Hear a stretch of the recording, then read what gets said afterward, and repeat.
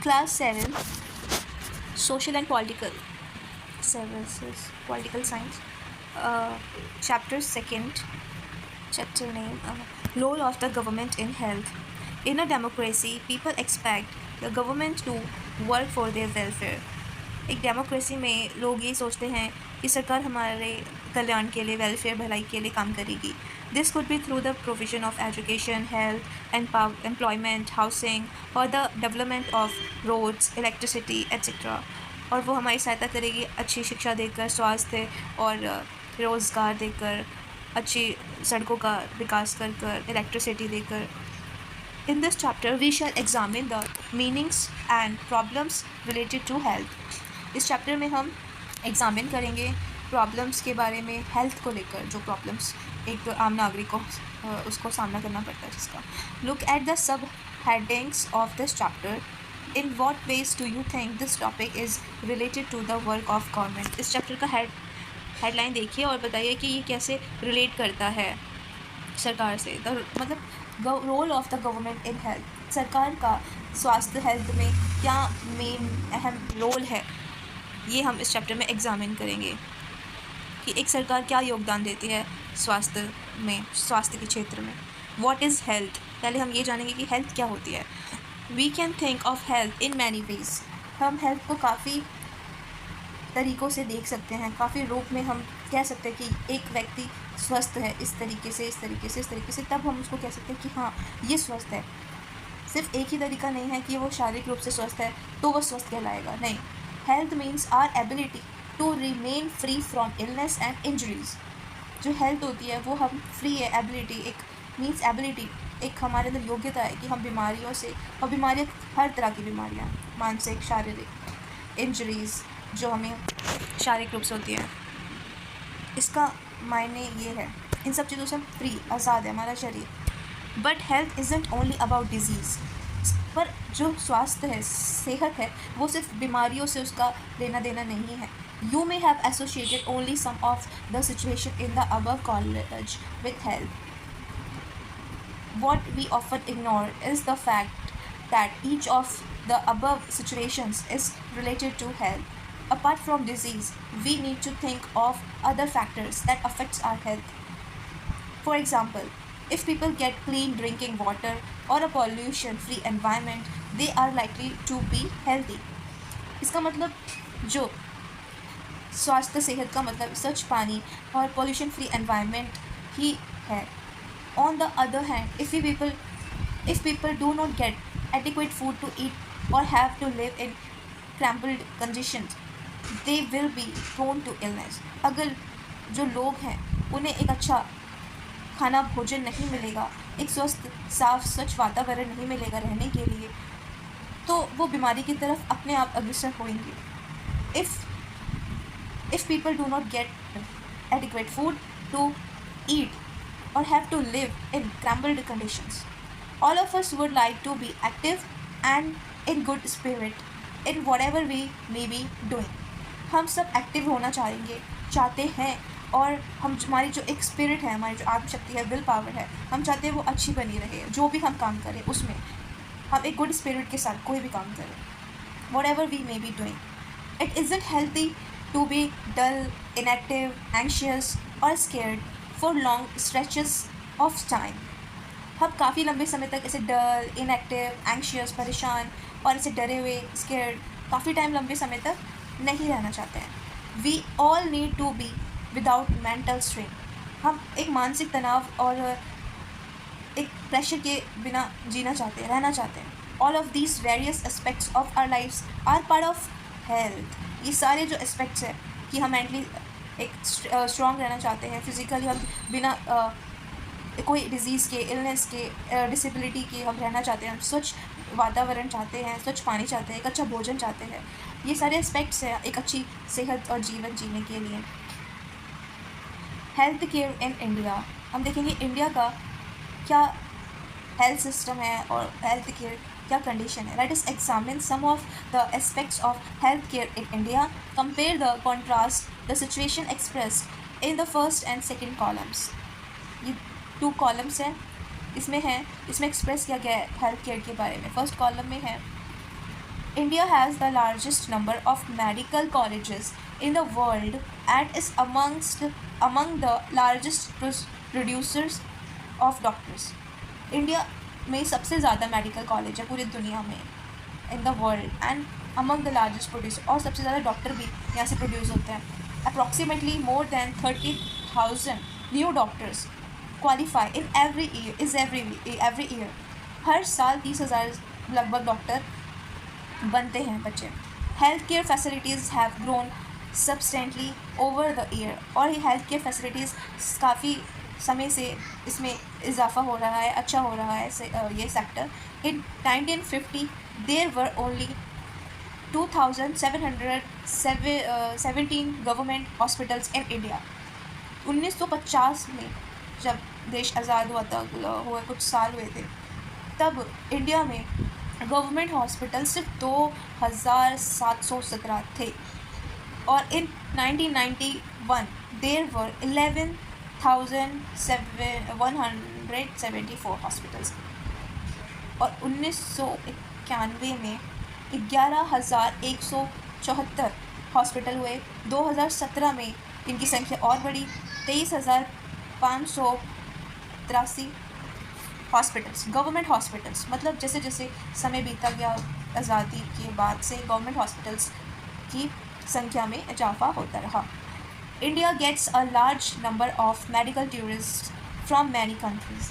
India में दुनिया में सबसे ज़्यादा मेडिकल टूरिस्ट कंट्री है. Gets a large number of medical tourist from many countries. काफ़ी कंट्री से ज़्यादा मेडिकल टूरिस्ट है. They come for treatment in some of the hospitals in India that compare with the best in the world. India is the third largest producer of medicines.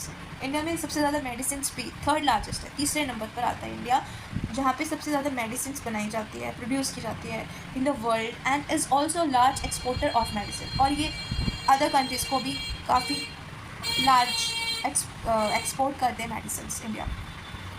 Most doctor sector in urban areas. ज़्यादातर doctors urban areas में, शहर में settle हो रखे हैं. People in rural areas have to travel long distance to reach a doctor. और जो लोग ग्रामीण क्षेत्र में रहते हैं उन्हें डॉक्टर तक पहुंचने में काफ़ी दूरी तय करनी पड़ती है डॉक्टर से मिलने के लिए, अपना इलाज करवाने के लिए. The number of doctors with respect to the population much less in rural area. जो डॉक्टर्स की संख्या है वो बहुत कम है रूरल एरियाज़ में. About 5 lakh people die from tuberculosis every year. TB यानी टीबी से हर साल 5 लाख लगभग लोग मारे जाते हैं. This number is almost unchanged since independence. मतलब जब देश आज़ाद हुआ था तब से भी ये जो संख्या है ये इसमें ज़्यादा फ़र्क नहीं आ पाया. Almost 2 million cases of malaria are reported every year. 2 million cases malaria के हर साल रिपोर्ट करे जाते हैं. And this number is decreasing. और ये जो नंबर है ये डिक्रीज़ होने का नाम नहीं ले रहा है, कम होने का नाम नहीं ले रहा है, आई थिंक बढ़ ही रहा है. We are not able to provide clean drinking water to all. Yeah even today in some districts of Bihar like Gaya, Rajasthan, Madhya Pradesh, there are many villages where people don't have clean drinking water. और उनको काफ़ी बीमारियों का सामना करना पड़ता है. Fluoride की मात्रा की वजह से फिज़िकल डिसेबिलिटी का सामना करना पड़ता है. इवन टुडे भारत में हर क्षेत्र, हर गांव में पीने के लिए साफ स्वच्छ पानी अवेलेबल प्रोवाइड नहीं कर पाई सरकार. 21% of all communicable diseases are water borne. जितनी भी डिजीज़ होती है कम्युनिकेबल डिजीज़ वो ज़्यादातर पानी से ही पैदा होती है. 21% of all communicable diseases are water born.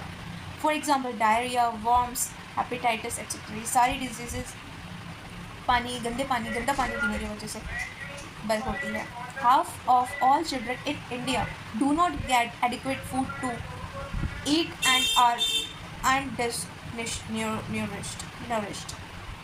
और कुपोषण की वजह से काफ़ी बच्चों को कुपोषण का सामना करना पड़ता है क्योंकि उन्हें अच्छी मात्रा में अच्छा फूड नहीं मिलता है, खाना नहीं मिलता, भोजन नहीं मिलता। Half of all children in India, आधे से ज़्यादा बच्चे। तभी ये मिड डे मील स्कीम को स्टार्ट किया गया।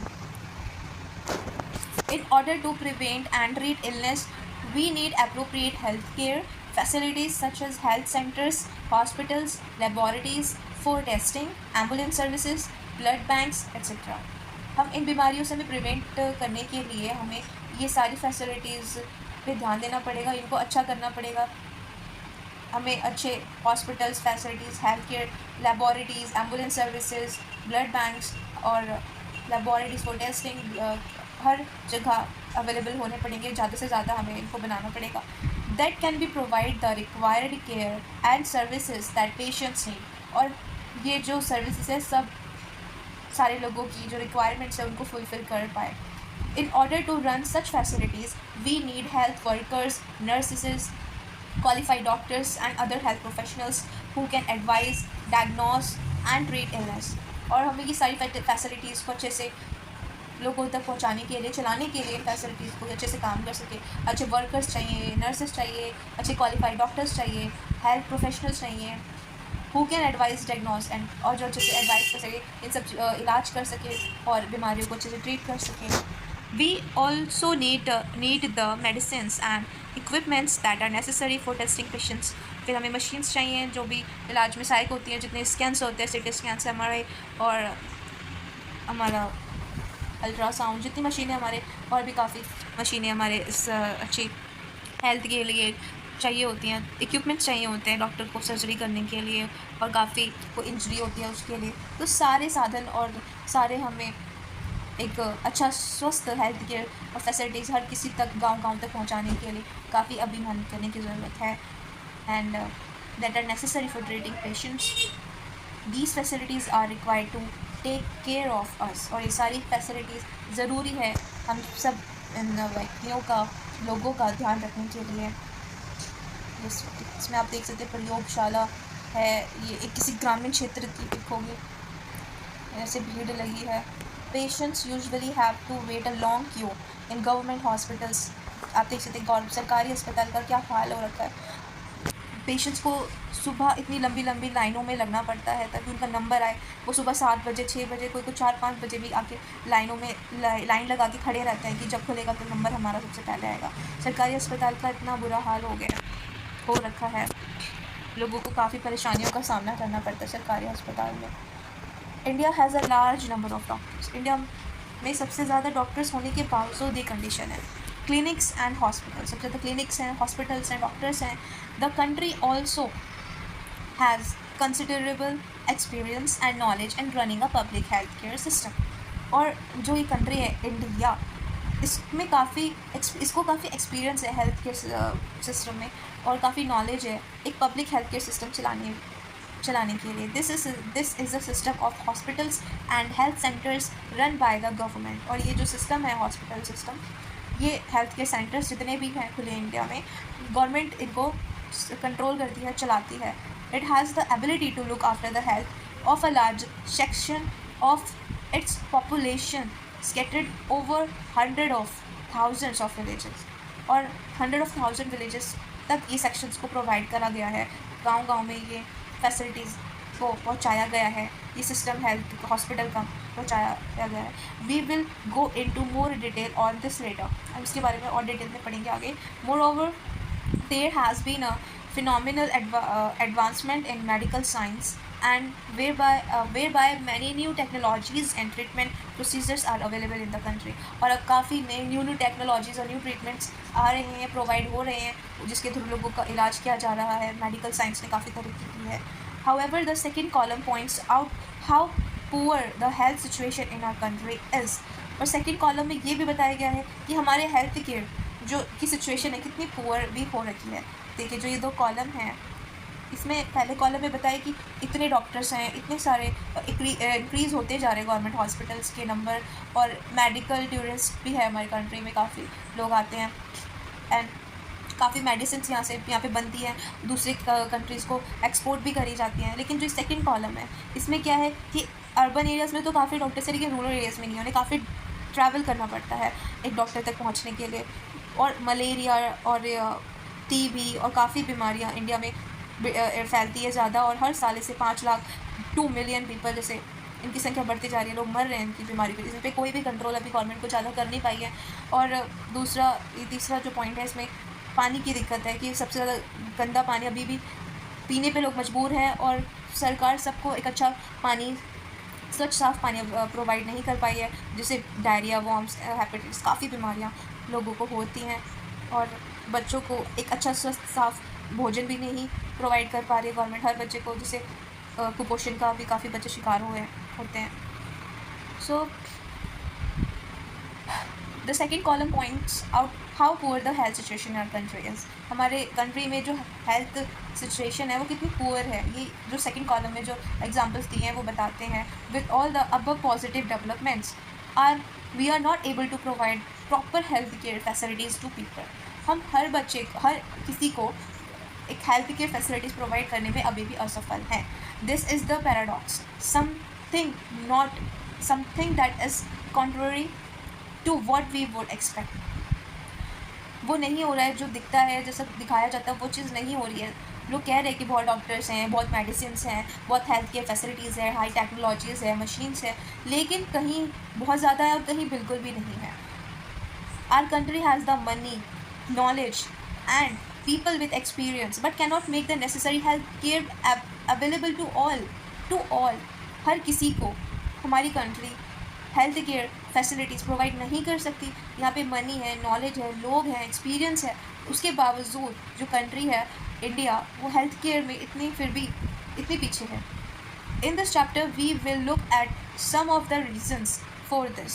इसके हम इस चैप्टर में कारण देखेंगे कि क्यों इंडिया में अभी भी ग्रामीण क्षेत्र में हेल्थ केयर प्रोवाइड अच्छे से नहीं हो पाया, सबको स्वच्छ साफ़ पानी अभी तक प्रोवाइड नहीं कर पाई गवर्नमेंट, क्यों नहीं कर पाए। ये एक हम public and private health care services. From the above story, we must have understood that we can roughly divided up various healthcare facilities into categories।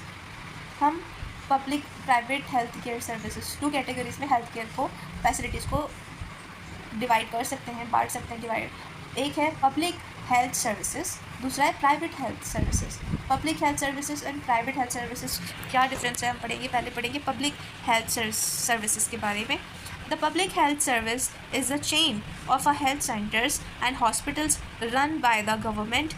They are linked together so that they cover both rural and urban areas and can also provide treatment to all kinds of problems from column illness to special services.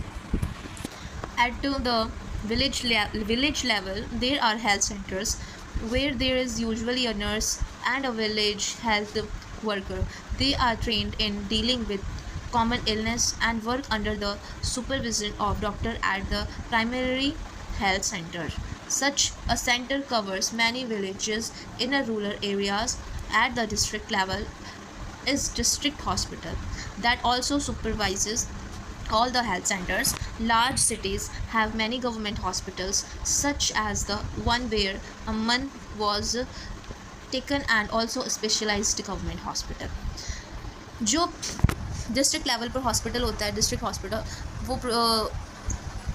वो health care centres doctors की supervision में चलाए जाते हैं। Primary health centres खोले जाते हैं और काफ़ी सुपरविजन डॉक्टर्स के उनकी देख रेख में चलाए जाते हैं।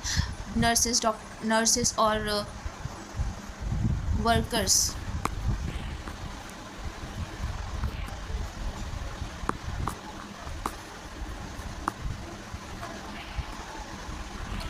उनको ट्रेंड करा जाता है, नर्स को, विलेज हेल्थ वर्कर्स को, ताकि वो छोटी मोटी बीमारियों का इलाज कर सके एंड और सर्विसेज को प्रोवाइड कर सके और जो लोग आते हैं उनका इलाज कर सके। दे आर लिंक टुगेदर, ये सब आपस में इनके लिंक होते हैं। So they cover both rural and urban areas. तो जितने पब्लिक हेल्थ सर्विसेज होते हैं ये आपस में लिंक्ड होते हैं, इनके सेंटर्स आपस में लिंक होते हैं। हॉस्पिटल्स जो जितने हॉस्पिटल्स गवर्नमेंट चलाती हैं they are link together so that they cover both rural and urban areas, ताकि वो रूरल और अर्बन एरिया दोनों को कवर कर सके। Can also provide treatment to all kinds of problems, और हर तरह की प्रॉब्लम्स का सॉल्यूशन प्रोवाइड कर सके, हर तरह की बीमारी का समाधान कर सके, from common illness to special services.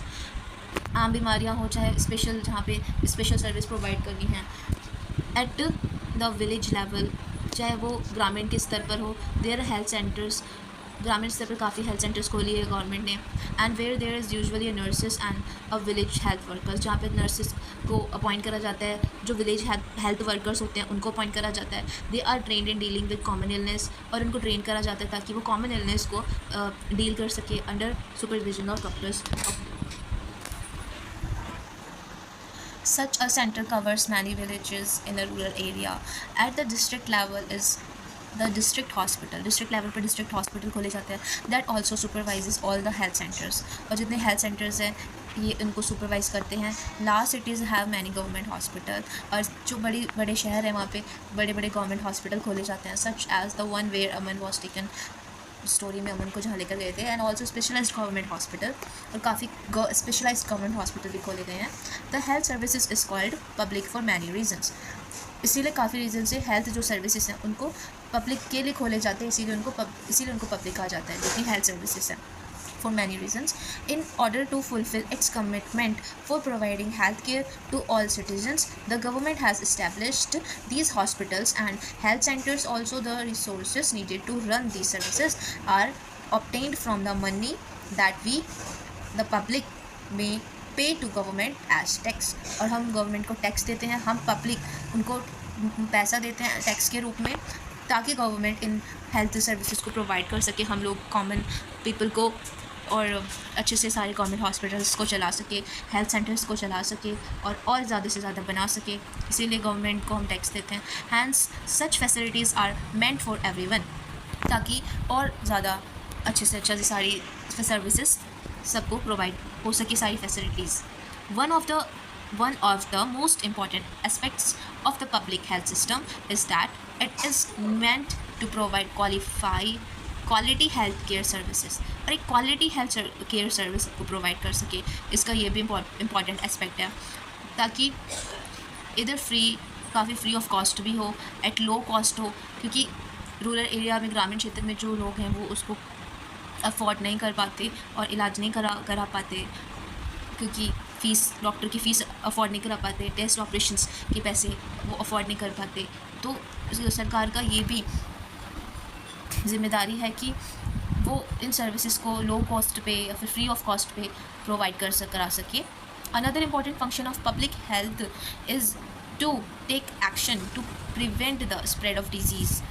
और पब्लिक हेल्थ है, पब्लिक की हेल्थ के बारे में सोचने का जो एक इम्पॉर्टेंट फंक्शन है वो ये है कि लोगों को जागरूक किया जाए बीमारियों को लेकर, और उनको ये जो फैलने वाली डिजीज़ हैं इनसे उनको अवेयर कराया जा सके, जैसे TB, malaria, jaundice, क्लोरा.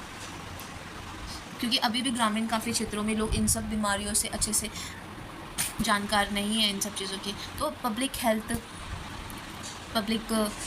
Health service का ये भी दायित्व है कि वो जैसे डायरिया, चिकनगुनिया एट्सेट्रा, ये सारी बीमारियाँ के लिए लोगों को जागरूक कर सके और इनको फैलने से रोक सके, इनकी रोकथाम भी वो करें.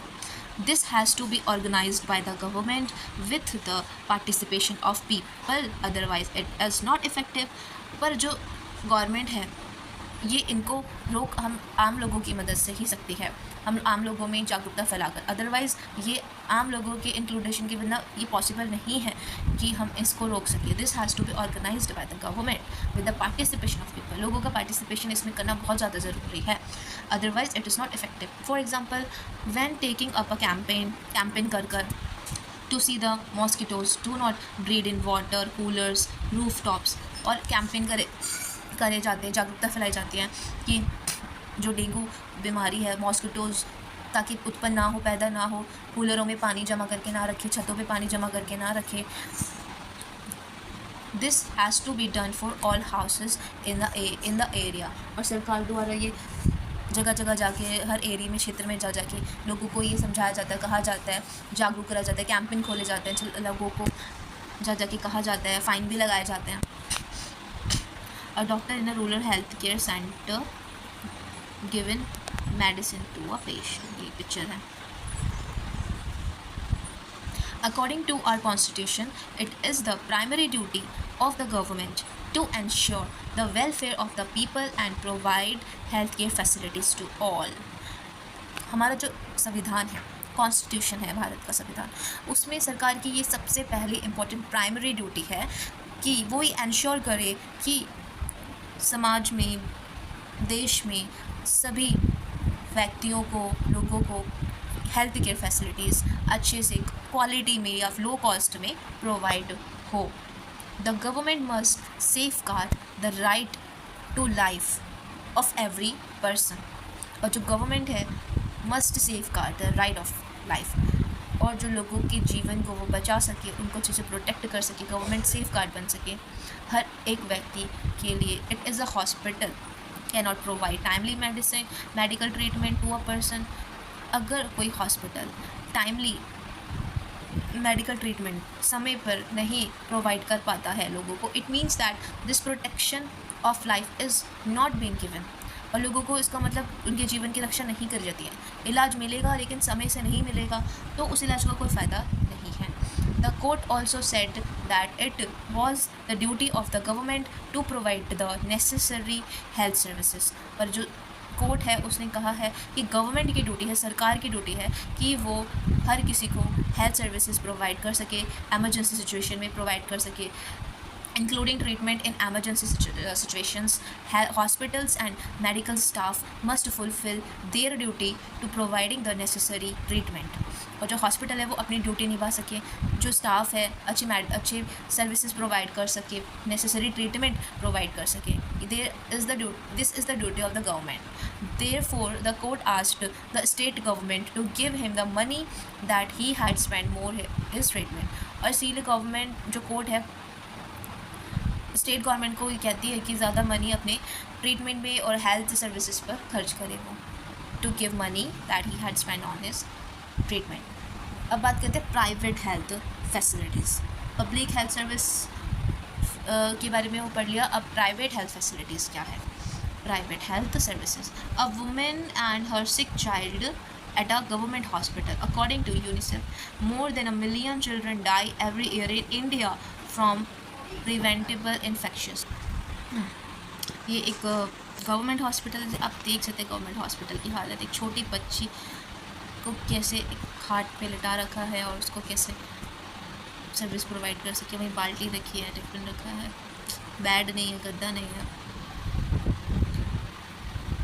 इंडिया में हर साल इन्फेक्शन की वजह से बच्चे मारे जाते हैं. Private health facilities. There is a wide range of private health facilities that exist in our country. हमारे कंट्री में बड़ी मात्रा में प्राइवेट हेल्थ फैसिलिटीज़ एग्जिस्ट करती हैं. A large number of doctors run their own private clinics. काफ़ी बड़ी मात्रा में डॉक्टर्स जो हैं डॉक्टर बनने के बाद अपनी डिग्री और अपने प्रैक्टिस पूरी करने के बाद अपने खुद के प्राइवेट क्लिनिक्स खोलते हैं और डॉक्टर वहाँ भी हॉस्पिटल में भी, प्राइवेट हॉस्पिटल में भी अपनी सर्विस प्रोवाइड करते हैं और अपना एक प्राइवेट क्लिनिक भी चलाते हैं. In the rural areas one finds registered medical practitioners. Rural area में and urban areas have a large number of doctors, many of them providing specialized services. There are hospitals and nursing homes that are privately owned. और यहीं दूसरी तरफ urban areas में doctors private रखे जाते हैं, nurses भी प्राइवेट रखी जाती है अपने प्राइवेटली ऑन घर पर. There are hospitals and nursing homes the privately own. काफ़ी नर्सिंग होम्स है जो प्राइवेटली अपनी सर्विसेज चलाते हैं. Urban areas have a large numbers of doctors. Urban area में नंबर ऑफ डॉक्टर्स सबसे ज़्यादा है. Many of providing specialized services. There are hospitals and nursing homes that are privately own and there are many laboratories that do test and offer special facilities such x ray, ultrasound and etcetera. और शहर में काफ़ी laboratories हैं test करने के लिए, blood test वगैरह और काफ़ी टेस्ट करने के लिए, और काफ़ी फैसिलिटीज़ है, एक्सरे, अल्ट्रासाउंड कर सकते हैं. ये सब प्राइवेटली है. प्राइवेट खोल रखे हैं डॉक्टर्स ने, लोगों ने, and they are also shops from where we buy medicine. और काफ़ी प्राइवेट शॉप्स है जहाँ से मेडिसिन हम बाय कर सकते हैं। As the name suggested, private health facilities are not own by control by the government. और जो प्राइवेट हेल्थ फैसिलिटीज़ हैं, प्राइवेट जितने हॉस्पिटल हैं, वो गवर्नमेंट कंट्रोल नहीं करती, are not owned and controlled by the government. वो अपनी फीस, अपने प्राइजेस, अपनी जैसे उनको चलाने वो वैसे चलाते हैं। Unlike the public health services, in private facilities patients have to pay a lot of money for every service that they use। और प्राइवेट फैसिलिटीज़ में जो पेशेंट होता है उसको बहुत ज़्यादा पैसे देने पड़ते हैं।